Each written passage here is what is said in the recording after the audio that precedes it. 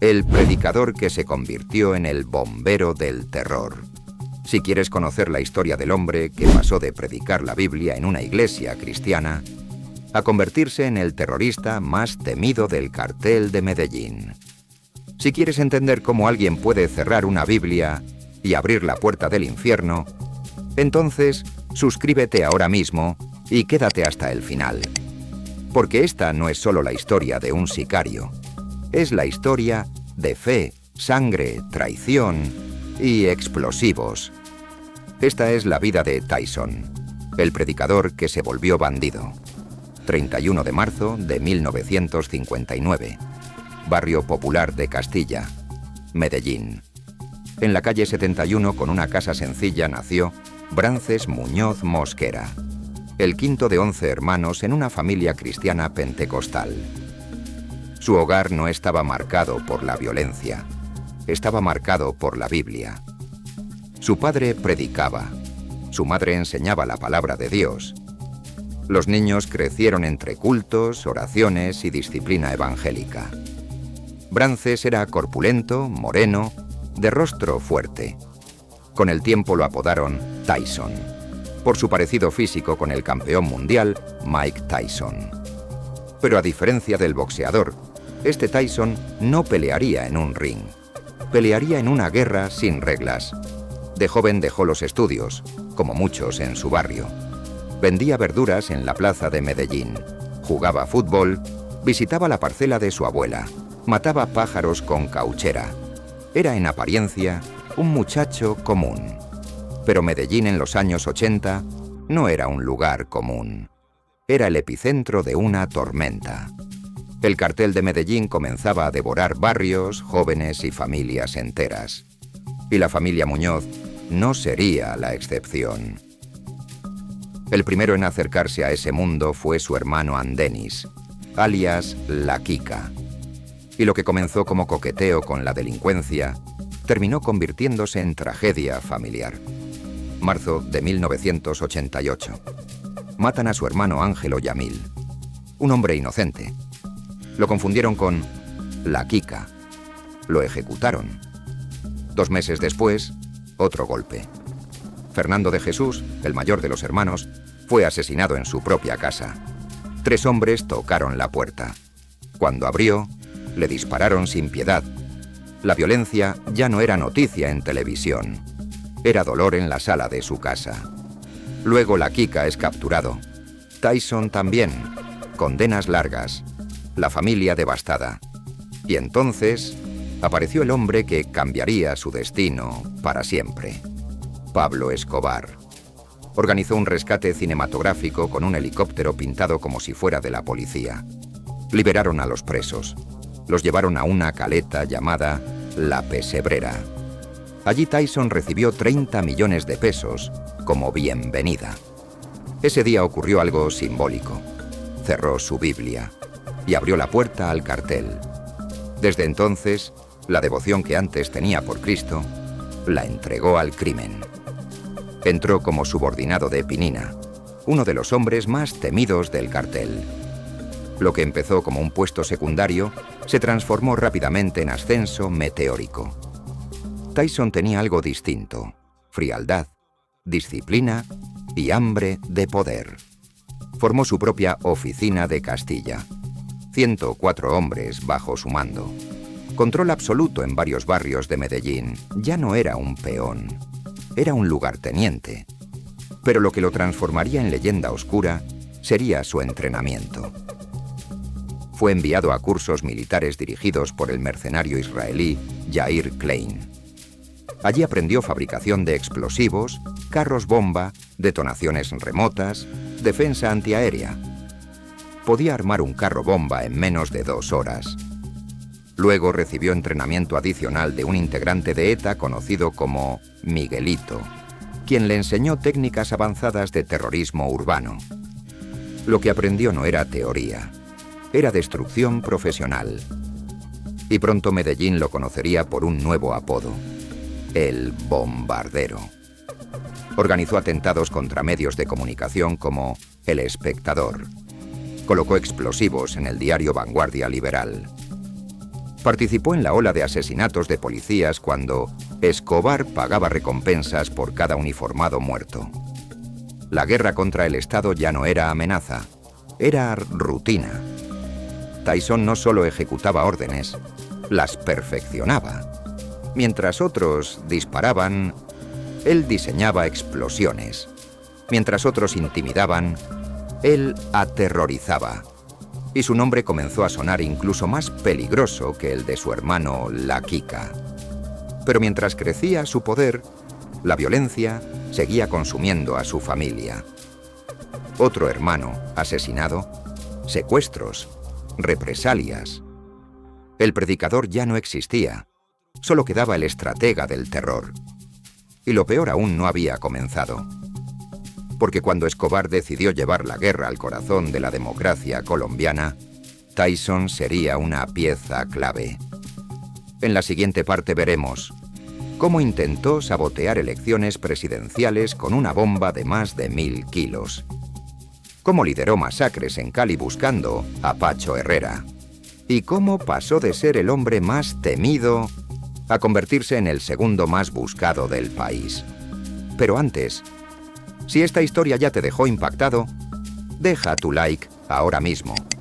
Eso ayuda a que más personas conozcan el lado más oscuro de esta guerra.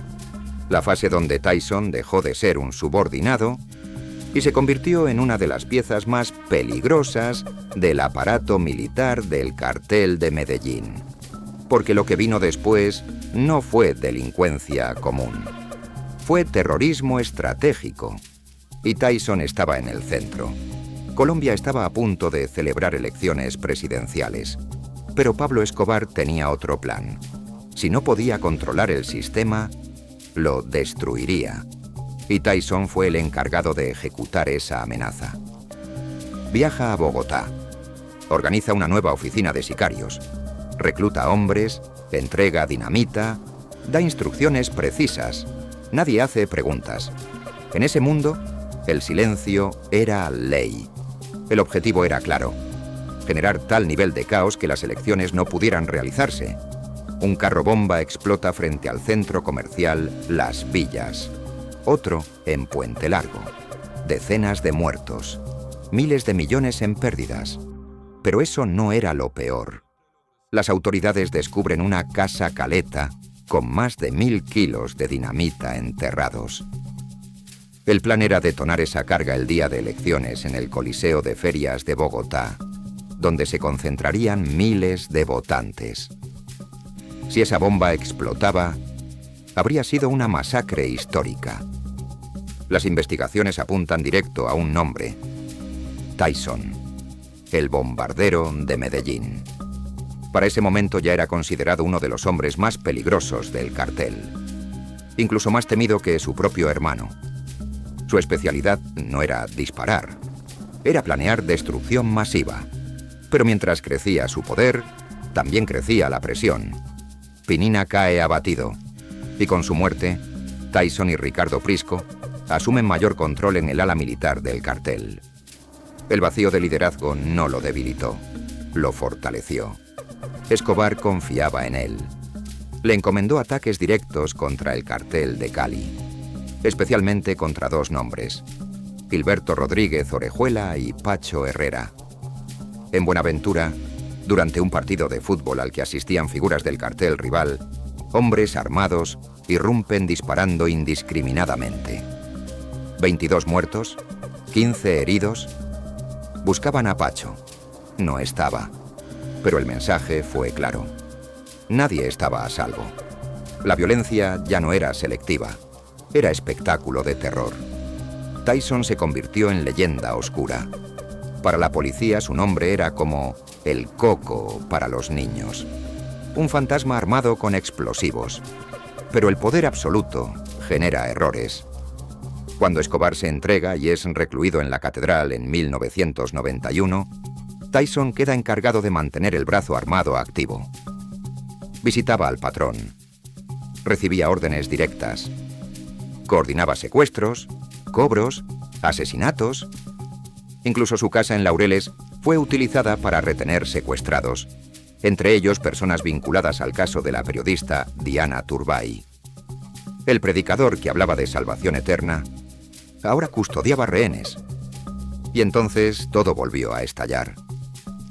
Escobar escapa de la catedral en 1992. Se reactiva la guerra total. Nueva ola de terrorismo. Nuevos asesinatos de policías. Nuevos atentados. Pero esta vez, el Estado y los enemigos del cartel estaban mejor organizados. Tyson comienza a perder hombres. Su red se debilita. Su círculo se reduce. Y como si fuera una señal simbólica del principio del fin, sufre un accidente de tránsito. Queda semiparalítico. Un mes en silla de ruedas. Luego, muletas. Finalmente, bastón. El hombre que sembraba terror ahora caminaba con dificultad. Intentó esconderse. Subió de peso. Se dejó el cabello largo.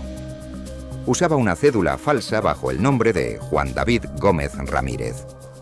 Pero ya era uno de los más buscados del país. La Embajada de Estados Unidos ofreció recompensa. El gobierno colombiano intensificó la cacería. Y como ocurre en casi todas estas historias, la traición vino desde adentro. Un informante cercano comenzó a revelar sus movimientos. Una llamada anónima activó la fase final. 28 de octubre de 1992. Medianoche. Un vehículo llega escoltado por motocicletas. Tyson entra a su casa. No sabía que ya lo estaban observando. En menos de 5 minutos, 26 hombres del cuerpo élite rodean la vivienda. Clave por radio. La fiesta comenzó. La puerta de acero vuela por los aires. Tyson responde con ráfagas desde una ventana del segundo piso con su MP5. Intenta escapar por la escalera de incendios, pero afuera ya lo esperaban. Intercambio de disparos. 18 impactos de bala, uno entre los ojos. El bombardero cae en el patio. Había terminado su guerra, pero el precio fue inmediato. Ese mismo día, asesinan 4 policías en represalia. En los meses siguientes, decenas más mueren a manos de bandas que aún respondían al cartel. La muerte de Tyson debilitó fuertemente la estructura militar de Escobar. Fue un golpe estratégico. Su entierro fue discreto, pero simbólico. Música salsa sonando junto a ametralladoras. Un mausoleo en mármol en el cementerio San Pedro, con sistema de sonido para escuchar música en la eternidad. Pero lo más impactante no fue el mausoleo. Fue la carta que dejó escrita. Un mensaje hablando de reunirse algún día para alabar a Dios. El predicador, la contradicción era brutal. De 11 hermanos, 5 murieron violentamente. 3 terminaron presos. Una familia marcada para siempre. El hombre que ayudó a sembrar terror en el país terminó dejando una herida permanente también en su propio hogar. La historia de Tyson no es solo la historia de un sicario. Es la historia de cómo la violencia puede devorar una familia entera. De cómo el fanatismo, religioso o criminal, puede transformarse en extremos opuestos. De cómo alguien puede pasar del púlpito al carro bomba. El poder lo convirtió en leyenda. La guerra lo convirtió en monstruo. La traición lo convirtió en cadáver. Pero al final, quedó lo mismo que en todas estas historias. Un nombre en mármol, una familia marcada y un país intentando sanar. Si este tipo de historias te impactan, si quieres entender el lado más crudo y complejo del conflicto que marcó a Colombia, suscríbete ahora mismo. Deja tu like, activa la campana y dime en los comentarios, ¿crees que Tyson eligió su destino o fue el entorno el que lo empujó hasta convertirse en el bombardero de Medellín? Nos vemos en el próximo video, porque detrás de cada hombre temido siempre hay una historia que comenzó muy diferente.